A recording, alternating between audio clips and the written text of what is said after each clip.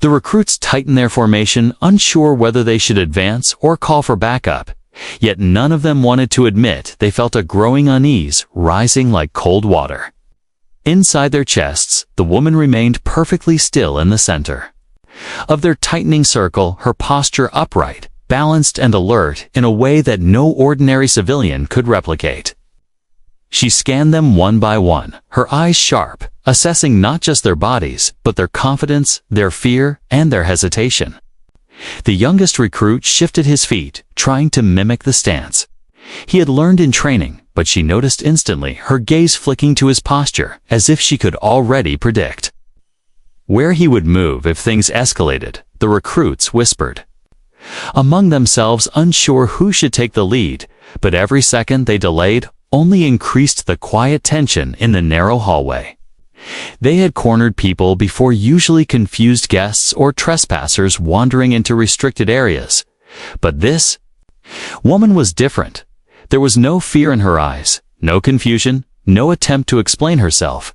Instead, there was a calm certainty, the kind found only among people who had faced real danger and survived. If the oldest recruit tried again to assert control, calling out for her to identify herself, but she did not respond immediately. Instead, she took a slow, deliberate breath, as if she were measuring the space between each of them, calculating angles, distances, and possible outcomes. Her silence unsettled them more than shouting ever could. One recruit stepped closer, attempting to grab her wrist, but she shifted her weight just slightly, not enough to look defensive, but enough to show she had anticipated his move long before he made it. He stopped midway, his instincts warning him that whatever she was capable of, it was something beyond his training. The hallway seemed to shrink around them, the flickering fluorescent lights creating uneven lines of shadow across the walls, each shadow stretching and bending as though trying to escape the tension building in the space. The recruits did not understand why the air felt so heavy, but she understood. She had been in rooms like this many times before, rooms full of nervous young men who believed numbers alone gave them power. She watched their shoulders raising subconsciously, watched their hands tighten, watched the small tremor in one recruit's fingers, and she knew exactly how this would play out if they chose force over sense. She lifted her chin slightly, and for the first time she spoke, her voice steady, low, almost a calm for the situation. She told them they had made a mistake, her words not loud, yet they carried weight heavier than commands barked during drills.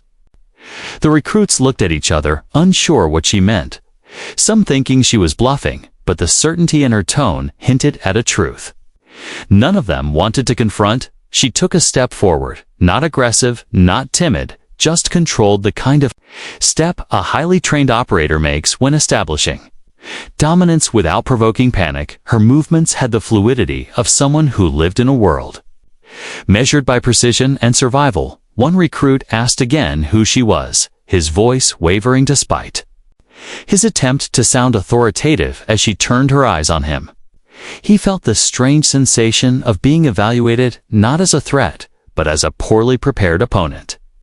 She said nothing, revealing nothing, yet making it clear she knew more about their intentions than they knew about her existence. The recruits felt their earlier confidence slipping like sand through their fingers, because nothing about her matched the profile of someone who should be afraid. Another recruit tried to circle behind her, thinking he could catch her off guard, but she adjusted her stance in an almost invisible shift, acknowledging his movement without even turning her head. It was then that several recruits started to realize something was wrong, terribly wrong. Civilians did not move like that. Civilians did not anticipate attacks without looking. Civilians did not radiate the aura of someone who had been trained to handle rooms full of armed men with calm mastery. The woman slowly raised her hands, palms open, yet her gesture lacked any sign of surrender. Instead, it looked like she was preparing to demonstrate something they were not ready to witness. Her eyes moved from one recruit to the next, taking in their gear, their posture, their breathing, the length of their steps. She could see gaps in their formation, flaws in their footwork, tells in their expressions, and these details told her everything she needed to know. They were inexperienced, they were overconfident, and they were making a mistake that could cost them dearly. If she had been an actual threat, she inhaled quietly, letting the recruits believe they still had control. Even though she had already mapped several ways out of the situation, all of them swift, all of them precise. None requiring more than a few seconds, then she spoke again, telling them they had exactly 45 seconds to rethink what they were doing. Her tone carried no challenge, no hostility, simply a fact she was giving them a chance to reconsider before. She acted because she knew that if they pushed further, they would learn a lesson the hard way. The recruits exchanged nervous glances, confusion rippling through their ranks, some scoffing, some doubting, but none able to ignore the subtle certainty in her demeanor. They were too inexperienced to see the signs, though they were standing inches from them. The relaxed shoulders, the steady breath, the grounded stance, the awareness of every exit point. Those signs belonged only to people trained in elite units, to people who had faced chaos and survived it, to people like Navy SEALs. Though the recruits had not yet realized this truth, they would soon discover it in the most unforgettable way possible, because they had cornered the wrong woman, and the 45 seconds she gave them were already beginning to slip away. The first second after her warning felt like a long suspended breath, hanging in the narrow hallway as the recruits tried to decide whether to take her seriously. Yet something in her tone, something in the precision of her posture, made hesitation spread among them like a slow, rolling wave. She did not move right away. Instead, she allowed the weight of her words to settle, knowing that uncertainty could teach faster than force. While the recruits watched, she shifted her stance, only slightly angling her body in a way that opened a path. They did not notice until she stepped through it with an ease that broke their formation apart without a single strike. Her movement was too fluid, too controlled to be anything but deliberate. She slid past the closest recruit, and he stumbled, trying to catch up to what had just happened, his balance thrown off. Not by a blow, but by her manipulation of momentum, her hand guiding his arm aside with a level of skill he had only seen in training videos. As the seconds ticked toward 10, she turned calmly to face the remaining recruits, who stared wide-eyed, trying to understand how she crossed their line before any of them reacted. She told them again that they did not have to escalate the situation, her voice steady, carrying an authority that came not from shouting, but from experience, earned in high-pressure environments far more dangerous than a hallway full of new recruits. Her words struck something in them, a recognition that she was not challenging them, she was testing them, and they were already failing the test. By the time the moment hit the 15-second mark, one recruit rushed forward, attempting to restrain her, but she redirected him almost effortlessly, not hurting him, but guiding his arm and using his momentum to steer him gently yet firmly toward the wall. His breath left him in a surprised gasp. He realized then that she had chosen not to hurt him, a choice that required far more discipline and training than brute force.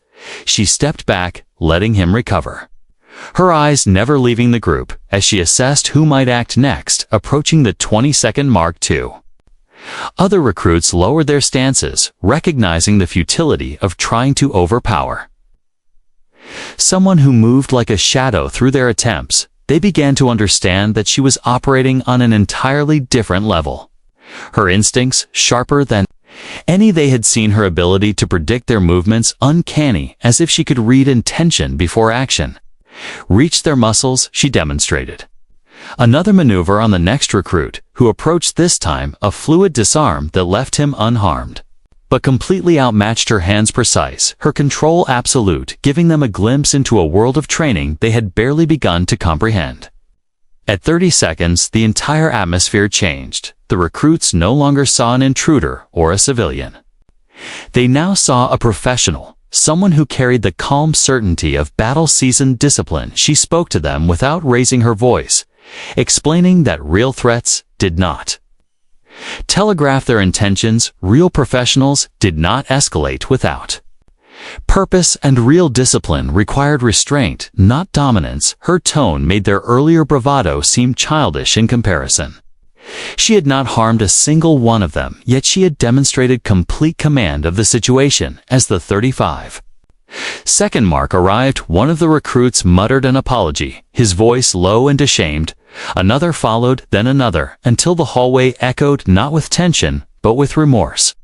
She observed them quietly, her expression softening slightly, not in sympathy, but in recognition. They were young, they were learning, and mistakes were expected. She told them that what mattered was not perfection, but the willingness to adapt, to recognize when they were outmatched, and to choose wisdom over pride. At the 40-second mark, she stepped back, giving them space, her movements still measured, still precise. She told them she had not come to threaten them, she had come to evaluate them, though she suspected they would not have believed it earlier. She explained that their training was not just about strength or protocol, but about judgment, restraint, awareness, and the ability to read a situation before it turned dangerous. She reminded them that in the real world, the difference between escalation and de-escalation often determined whether people lived or died. When the 45th second arrived, she revealed the truth. She was a Navy SEAL, retired, but far from rusty. Her posture, her control, her patience, all shaped by years of intense training missions and close-quarter encounters. She told them she had been assigned to assess their readiness and their reaction to an unfamiliar threat scenario. She acknowledged that they had failed, but told them failure was part of growth, part of the path to becoming professionals with real discipline. Their failure was not permanent, only instructive. The recruits stood silent, absorbing her words, their earlier confidence now replaced with respect and a deeper understanding of what true skill looked like. She reminded them that strength was never about overpowering someone. It was about responsibility, about protecting others, about making the right choices even when adrenaline clouded judgment. She told them the lesson they learned today was not about combat, but about humility, the kind that only comes from facing someone far more skilled and realizing how much more there is to learn. As she turned to leave, the hallway felt different, no longer charged with tension, but with quiet reflection. The recruits watched her walk away, each one replaying the moment they had underestimated her, each one understanding now that their training had only just begun. Her footsteps faded into the distance, leaving behind a silence heavy with the weight of their realization. In 45